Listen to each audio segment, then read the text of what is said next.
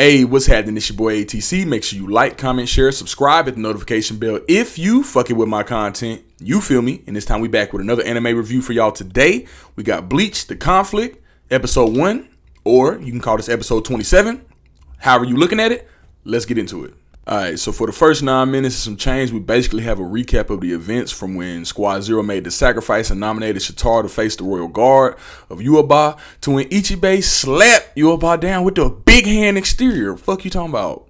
Which you can catch me discussing. Check out my review on the last episode of the last season, which will be episode 26. Link will be in the description for the discussion, or you can catch it at the end of the video with the playlist, because I have made a playlist for the Bleach episodes. Yeah, check that shit out. But yeah, let's continue.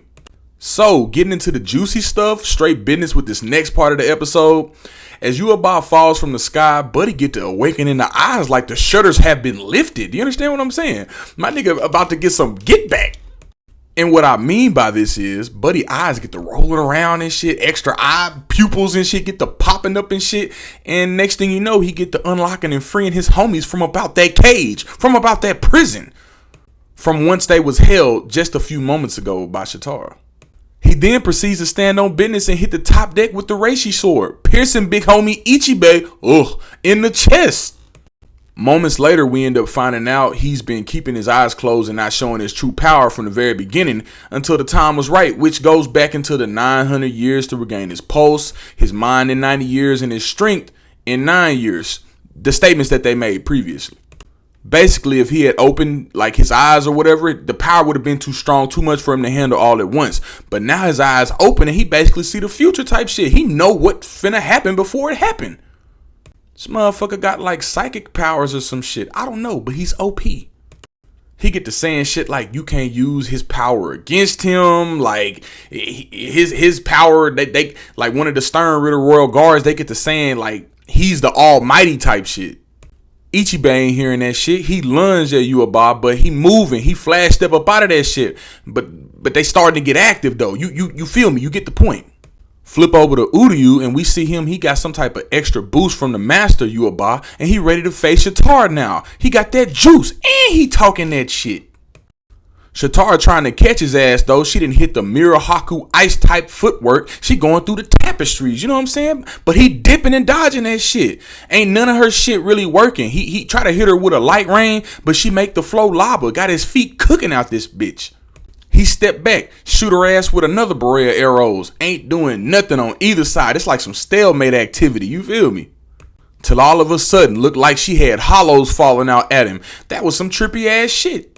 I mean, I was low-key surprised. I ain't even gonna cap to you. When the hollows started coming out and popping out and he was shooting them bitches down and they started to like try to have some hollow jump session, boy, I was like, what? They finna get my boy. But guess what? Uryu got that dog in him. He really about that action. And basically what I mean is he get to letting them bitches fly. You dig what I'm saying? And in other words, my boy came to play with the Quincy party. He ain't no hoe.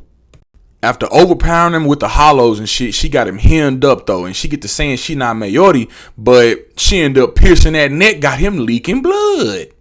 Switch back over to Yhwach, he get to talking to Ichibei. They both shit talking at this point. Yhwach like, yeah, motherfucker, I ain't dead. Ichibei like, yeah, you got a new name and shit, but you still a black ant, you bitch, you. Covered in all black, Ichibei like, shit, how you finna attack me? Soaked in all that ink, my boy. All of a sudden, this next part is what really had me, because I rewound the damn shit like 3-4 times. I was like, nah, no fucking way. Ichibei get to singing hymns and humming. I mean, Buddy is really out here chanting with the voodoo on Yhwach. Like, I mean, for real, I couldn't believe it. Buddy had the muddy water sipping for the muddy waters, you feel me?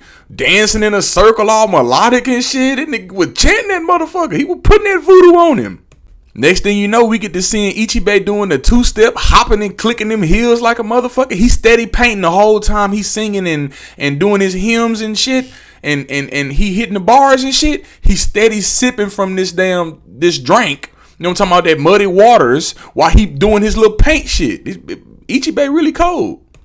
My boy spitting verses harder than the Maya. Whole time he just disrespecting Yhwach in each bar. He put them hands together like Birdman, and them skulls start appearing from up underneath the ground. Like, it kind of looked at like the head master of all the captains. You know, like Yamamoto. Ichibei get to explaining though, like all the skulls is built from 100 knights stolen from the Soul Society 100 years from now. Ichibei not bullshitting, guys. All in the midst of this shit though, Ichibei get the attack naming, but this time Yhwach ready. He get the mimicking that bitch. He on some I told you I see it all, my brother. Ichibei like shit. I don't really trust that shit, so he get the lunging at Yhwach, right? Whole time Yhwach like shit. Didn't I tell you my name is Yhwach? And blast Ichibei to pieces, leaving nothing but a head. I couldn't fucking believe it.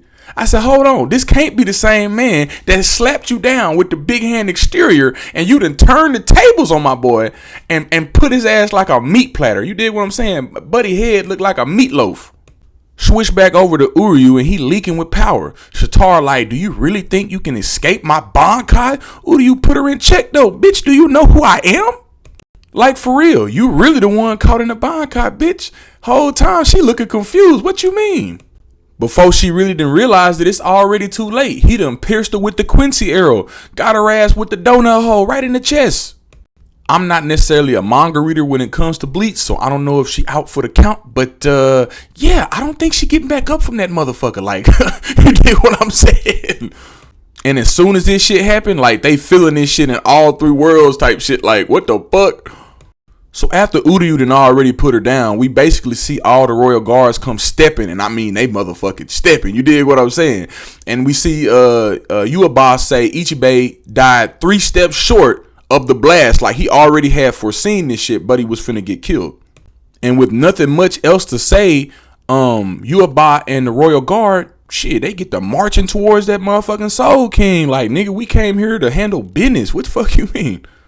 I also like how like the royal guard was treating Yhwach like a king or like royalty type shit. Like, and it goes back to the name, like what they call him, the Almighty. Like they all went to kneeling as Buddy walked past, like on some king type shit. Like, come on, master.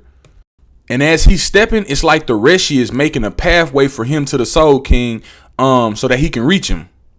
And basically, this is how the episode ends off. Before the after credit scene, but this is how the episode basically ends with Yhwach and the Soul King having like a little eye to eye, like stare down type shit.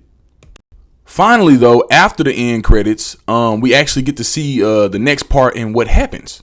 Which I gotta say, the intro and the outro credits and shit like that was fire. I like the songs on them and shit like that. It got me in the mood for it again. You did what I'm saying?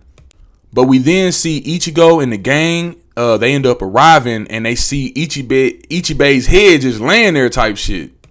All of a sudden, we see Ichigo. He get to hearing Ichibei inside of his head saying, say my name, like say my name type shit. Call my name out. Help a brother. Say my name.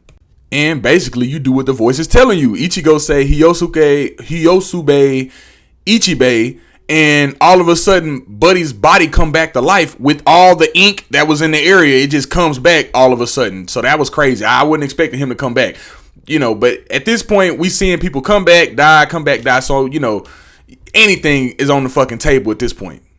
But at least with this, Ichibei comes back to life and he explains that all power comes from names. So by saying his name, he was able to use a bit of Ichigo's power to rebuild himself, because him and Ichigo's power combined is extremely fucking powerful. So yeah, he was basically using Ichigo with saying the name to bring himself back to life. So talk about some tricks up your fucking sleeve. This motherfucker been holding the ace card, you feel me? He then get to explaining he needs Ichigo's help to stop Yhwach, and explain Squad Zero lost to him and that he needs Ichigo's help in stopping him. Not necessarily killing him, which I thought was very interesting. He doesn't want Ichigo to kill him. He just needs Ichigo to stop him. So I think it was very cool that they made that a point in there to let the main character or to let the characters know what's going on and what we need you to do type shit. He also lets him know, like, yeah, like, you see me, I came back to life type shit. I got my body back, but I ain't got the strength back yet, which is to be, you know, you kind of figure that, though, because Buddy got obliterated in seconds, you feel me? So, like, yeah, he gonna be powerless for a minute type shit.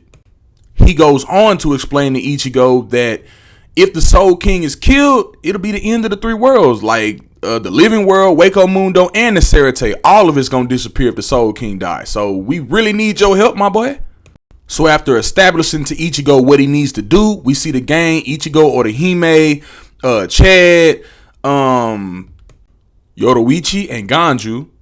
And like directly after we see them running off towards the Soul King, we see a small clip. It was like a brief second or two of Shunsui looked like he was trying to go meet with Aizen. So I'm like, bruh, Aizen finna play a big part in this next part. Like, bruh, they coming to him for some help. So you already know shit finna get crucial.